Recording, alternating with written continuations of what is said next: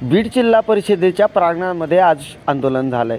शंभूराजेंचा पूर्णकृती पुतळ्यासह महापुरुषांच्या रखडलेल्या स्मारकांसाठी शंभूराजे प्रेमी आक्रमक झालेत। यावेळी त्यांनी घोषणा देखील दिल्यात। बीड जिल्हा परिषद नूतन इमारतीच्या प्रांगणामध्ये पूर्णकृती पुतळ्यासह महापुरुषांच्या रखडलेल्या स्मारकांसाठी आज सामाजिक कार्यकर्ते गणेश ढवळे आणि शंभूप्रेमींनी आक्रमक भूमिका घेतली आहे। या ठिकाणी या दृश्यात आपण पाहू शकतोय बीड जिल्ह्यातील स्मारक चांगले व्हावेत हा उद्देश डॉक्टर सामाजिक कार्यकर्ते गणेश ढवळे यांनी व्यक्त केला असला तरी मात्र यांना समर्थन देण्यासाठी शंभूप्रेमी या ठिकाणी उपस्थित होते। यावेळेस त्यांनी घोषणासुद्धा दिल्यात आणि घोषणा देताना जिल्हा प्रशासनाचा जाहीर धिक्कार देखील केला आहे।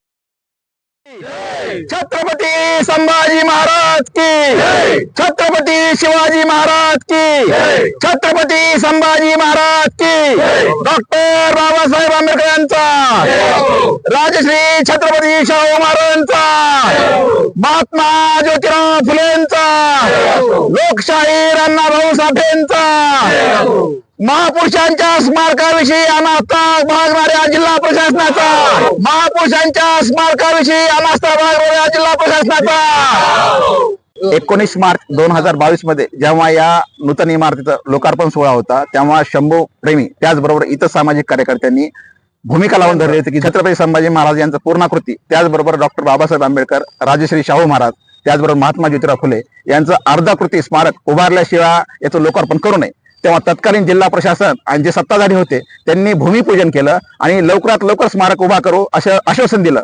मात्र या घटनेला आता पुढच्या महिन्यामध्ये 4 वर्ष होत आहेत, अद्याप कुठलंही काम पूर्ण झालेलं नाहीये। 2023 मध्ये जेव्हा आम्ही आंदोलन केलं होतं तेव्हा 60 लाख रुपयांचा निधी मंजूर करण्यात आला होता, तो निधी लॅप्स झाला। त्यानंतर 2025 मध्ये जेव्हा आम्ही आंदोलन केलं होतं 1 लाख रुपयांच्या निधीची तरतूद करण्यात आली होती, तीही लॅप्स झाली। यावेळी जेव्हा आम्ही त्यांना विचारलं प्रजासत्ताक दिनी तेव्हा इथले कार्यकारी अभियंता असं म्हणताय की जुन्या ज्या हरकती घेतल्या होत्या त्या रद्द करण्यात आलेल्या आहेत, त्यामुळे आता नवीन परत हरकती घ्याव्या लागतील। म्हणजे एकंदरीत जिल्हा प्रशासनाचा गलतान कारभार आहे। जिल्हा प्रशासनाला महापुरुषांच्या स्मारकाविषयी अनास्था नाहीये, त्याचबरोबर ही स्मारक तातडीने उभी करण्यात यावी, जे अधिकाऱ्यांनी निर्णय केले त्यांच्यावर कारवाई करण्यात यावी।